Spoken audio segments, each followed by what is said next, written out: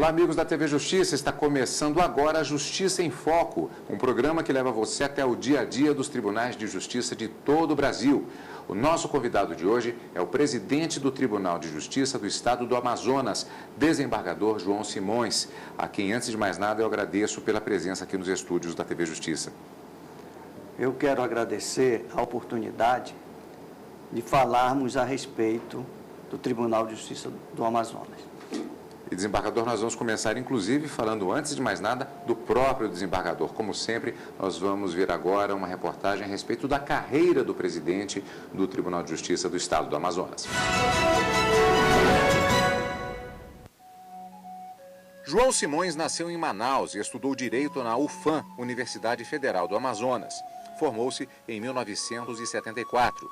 Foi advogado militante de 1975 a 2004. Membro do Conselho Universitário da UFAM e conselheiro da Ordem dos Advogados do Brasil no Amazonas. Em setembro de 1998, assumiu a vaga de jurista no Tribunal Regional Eleitoral do Amazonas. Foi reconduzido e permaneceu no cargo até 2002. Chegou à mais alta Corte de Justiça pelo 5º Constitucional da OAB em setembro de 2004.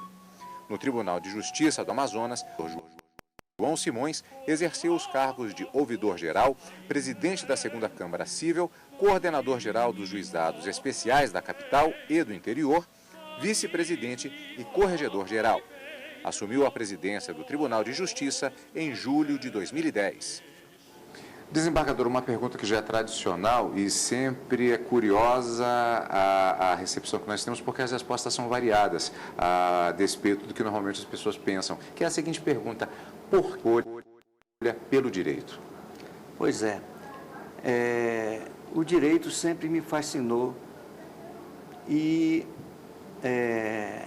procurei desde cedo perquirir porque as coisas são certas e porque alguém faz coisas erradas.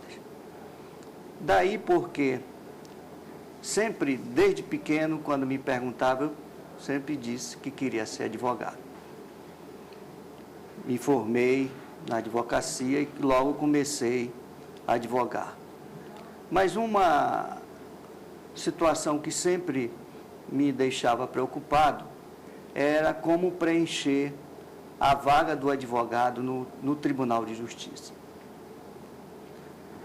E isso, no decorrer do tempo, fui trabalhando, fiquei na carreira como advogado durante 29 anos. E quando surgiu a vaga, conversei com alguns colegas e todos me incentivaram a concorrer. E para a minha satisfação, foi realizada uma eleição direta e eu fiquei no primeiro lugar da lista. Depois disso, o meu nome foi ao tribunal e também na lista tríplice eu fiquei no primeiro lugar.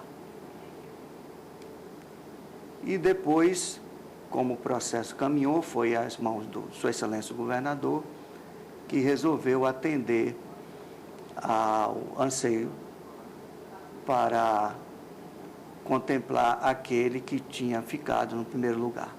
Pois é, desembargador, aí temos uma situação já interessante, que o desembargador disse que sempre tinha uma perspectiva quando perguntavam lá atrás e já queria ser advogado. Quer dizer, a perspectiva de se tornar magistrado, ela surgiu assim, como uma consequência, mas não era uma intenção inicial, pelo visto. Não, eu quando iniciei a minha carreira jurídica, nunca imaginei que iria me tornar magistrado. Esse gosto pela magistratura, que aliás é muito presente na minha vida, ela surgiu no decorrer da profissão.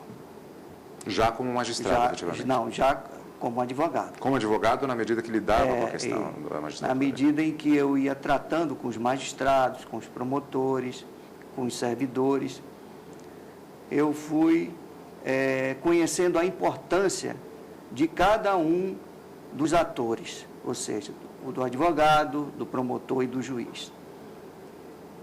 E como eu percebia que a carreira do advogado também pode se estender além da magistratura, ou seja, ou pela magistratura, daí porque há essa previsão no 5º Constitucional, eu resolvi, com o apoio da classe, me candidatar para essa vaga. E hoje, posso afirmar que sou um homem feliz, realizado, porque posso fazer um trabalho ainda maior em prol dos jurisdicionados. O que é mais difícil, desembargador? Eu não sei se é possível se responder dessa forma, mas vamos à pergunta estruturada dessa maneira, talvez simplista, de qualquer forma. O que é mais difícil? Advogar é ser parte ou representar uma parte no processo ou tomar uma decisão para se dirimir a lide entre aquelas pessoas que, por meio dos seus representantes, buscam a justiça tentando achar uma solução? Eu posso afirmar para você, Carlos Eduardo, que todas as duas carreiras são difíceis. A carreira do advogado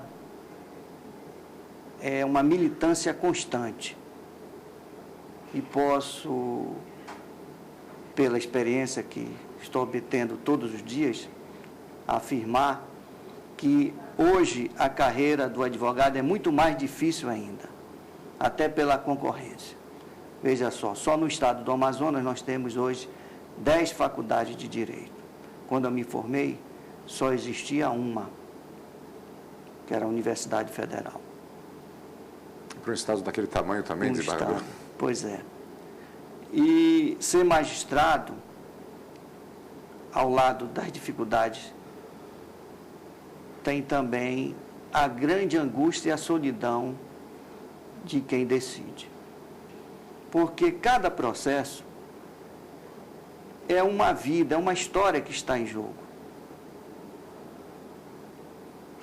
Às vezes, a importância de um processo no juizado especial, em que vai se decidir, vai se dirimir uma questão de pequeno valor, ou seja, de um conteúdo econômico pequeno, mas o que envolve as emoções e o valor patrimonial para aquele cidadão que está em busca do resultado é muito grande. Por isso que eu falo sempre que os nossos magistrados, aliás, o próprio ministro César Peluso tem afirmado isso, assim como a ministra Eliana Calmon, que os nossos magistrados são os magistrados mais experientes, magistrados mais preparados do mundo. Podemos afirmar isso sem medo de errar. Desembargador, além das questões relacionadas às próprias dificuldades relativas ao desempenho da função jurisdicional ou da magistratura, existem ainda aquelas questões relativas às circunstâncias que envolvem cada uma das cortes brasileiras, como nós temos visto aqui no Justiça em Foco. Por isso, nós vamos ver agora algumas informações especificamente sobre o estado do Amazonas, que é o maior estado brasileiro. Com mais de 1,5 milhão de quilômetros quadrados, o Amazonas sozinho é maior que a região Nordeste inteira. Grande parte de seu território é ocupado pela floresta e pela água dos rios. A região foi povoada por imigrantes de diversos países e imigrantes nordestinos. O boi-bumbá é uma marca da influência nordestina no folclore do Amazonas. Os indígenas, divididos em 65 etnias, correspondem a 4% da população amazonense, atualmente estimada em 3.300.000 habitantes. A base da economia do estado é o polo industrial de Manaus, com indústrias de alta tecnologia que geram cerca de 400.000 empregos, diretos e indiretos. Essas indústrias atendem boa parte da demanda brasileira por produtos eletroeletrônicos e motocicletas. A capital, Manaus, tem infraestrutura moderna, aeroporto internacional, portos com capacidade para receber navios transoceânicos e malha viária compatível com a cidade industrial em expansão. O Encontro das Águas é uma das principais atrações turísticas de Manaus. As águas do Rio Negro, de água negra, e do Rio Solimões, de água barrenta, se encontram e correm lado a lado, sem se misturar, por mais de 6 quilômetros. A capital amazonense é uma das cidades brasileiras escolhidas para sediar os Jogos da Copa do Mundo de 2014. Pois é, desembargador, com relação à situação do estado do Amazonas, como vimos, é um dos maiores, é um gigante dentro da proporção, não apenas do território nacional, mas até mesmo comparado com outros países. Isso cria situações específicas para se fazer o atendimento ao cidadão, né, desembargador? Inclusive, o desembargador já teve experiência ao longo da carreira de fazer, inclusive, atendimento em rincões distantes e tendo que fazer o atendimento manualmente, porque no município não tinha luz. É isso mesmo, desembargador? É verdade. As nossas dificuldades são grandes. Eu estava conversando com você há pouco e lembrei de um fato que aconteceu no município de Eirunepé, quase na divisa com o território do Acre. Aliás, antigo território do Acre, hoje estado do Acre. E foi no mês de outubro de 2009, ao realizarmos correição, eu e o desembargador Paulo Lima, o doutor Henrique Veiga, acompanhado de um funcionário, doutor Dan, já chegamos no município, não tinha luz. Por que não tinha luz?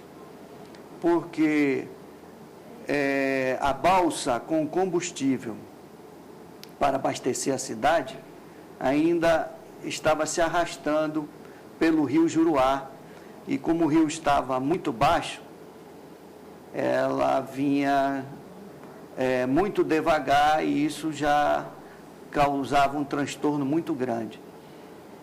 Ou seja, ela já estava com um atraso de 5 dias. E fomos obrigados a realizar toda a correção manual. Inclusive, à noite, nós andávamos na cidade com lanterna, porque não tinha luz na cidade inteira. Quando nós conseguimos falar para a população por meio da rádio local, que foi ligada por apenas 1 hora, para informarmos a respeito da correção, foi um acontecimento tão importante que, após esse programa de 1 hora, quando retornamos ao cartório, estava apinhado de gente. Eu até brinco que parecia que estavam dando cesta básica de graça, de tanta gente com fome e sede de justiça lá no município. Foi um trabalho muito importante que nós estamos repetindo sempre. Pois é, essa situação, além da falta de luz, nós temos também as dificuldades com as comunicações, até mesmo via telefônica. Internet em alguns municípios é muito lenta quando está funcionando. Mas isso não é empecilho para nós realizarmos a justiça. Quais seriam os principais problemas do estado do Amazonas, que o senhor vê assim, não apenas como jurista, mas principalmente como cidadão, uma pessoa que nasceu especificamente no estado do Amazonas? As nossas dificuldades no Tribunal de Justiça, vamos falar mais especificamente do tribunal, hoje, é a falta de recursos, de mais recursos orçamentários e financeiros. Nós, quando assumimos em junho, encontramos um passivo acumulado ao longo de muitos anos de 400 milhões de reais. Para os que nos assistem, agora tenham a ideia do gigantismo dessa dívida em relação ao Tribunal de Justiça do Amazonas, ela é maior que o orçamento anual do tribunal. Nós vamos para um rápido intervalo agora.